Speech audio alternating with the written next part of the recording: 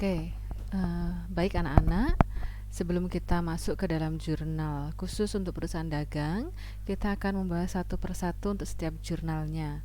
Yang pertama kita akan bahas adalah jurnal pembelian atau purchase journal. Nah, di dalam jurnal pembelian akan ada identitas perusahaan di atas ini. Kalau untuk contoh, ya, ini kita akan membuat untuk jurnal pembelian PT Berkah. Ya, jadi identitas apa yang harus diisi di sini? Pertama kita isikan nama PT Berkah. Ya. Nah, kemudian di bawah purchase journal akan ada keterangan itu untuk periode kapan jurnalnya, ya. Nah, untuk di sini tidak ada aturan baku yang menyatakan misalkan harus for the ended period, tidak, atau dalam bahasa Indonesia atau bahasa Inggris pun sama. Tetapi di sini ini mau menjelaskan ini untuk periode kapan, ya. Bisa kita tuliskan per ini bulan Desember, per Desember 2000 berapa ini untuk transaksinya tahun 2013. Ya, kita bisa menuliskan tahun 2013, ya. Atau mau ditulis for the ended December 2013 boleh, tidak ada aturan apakah harus menggunakan bahasa Inggris atau bahasa Indonesia pun boleh dipergunakan, ya. Nah, berikutnya apa saja transaksi yang dicatat ke dalam purchase journal? Purchase journal itu berfungsi untuk mencatat transaksi pembelian barang dagang secara kredit, ya.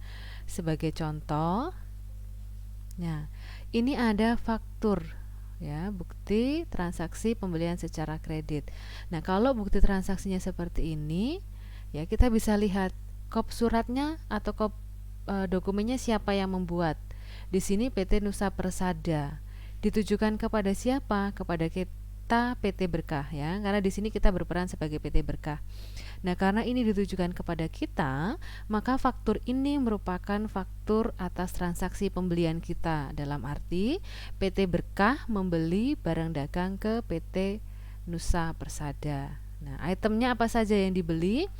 Ya, ada 18 acu cek, kemudian 10 okson, kemudian harga persatuannya, jumlahnya berapa, kemudian PPN. Jadi total pembeliannya ada 15 juta. Karena PPN-nya 10% dari penjual pembelian jadi 1.500.000, jadi total utangnya 16.500.000, ya. Nah, dari bukti ini bagaimana kita akan mencatat ke dalam jurnalnya, ya.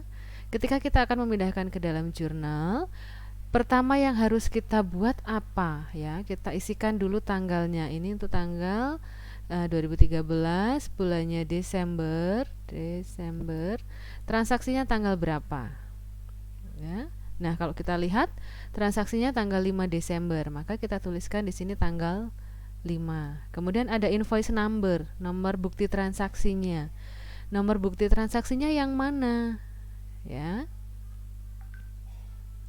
Oke, nomornya berapa? Karena ini nomornya yang buat Nusa Persada, maka ini di sini ada nomor NP2-12.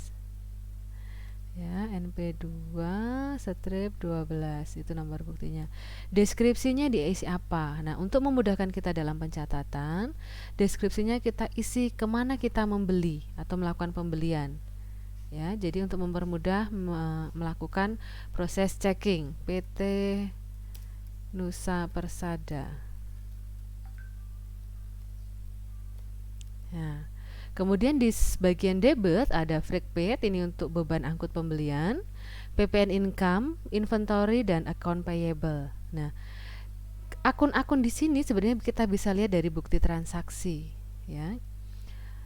Ini pertama ada subtotal, ya. Ketika ada subtotal ini dari barang dagang yang kita beli, ini menunjuk kepada inventory yang kita beli berapa, ya. Inventory-nya 15 juta, PPN income-nya ada 1.500.000. Nah, jumlah 16.500.000 ini adalah jumlah account payable atau utang dagang. Nah, ketika kita pindahkan, PPN income-nya tadi 1.500.000, kemudian inventory-nya 15 juta, Jadi account payable-nya 16 juta. Untuk account payable 16.500.000 ya. Nah, nanti kalau misalkan ada beban angkut pembelian, silahkan diisikan atau dicatat di kolom freak paid. Nah, ya. Nah, ini demikian penjelasan singkat untuk purchase journal atau jurnal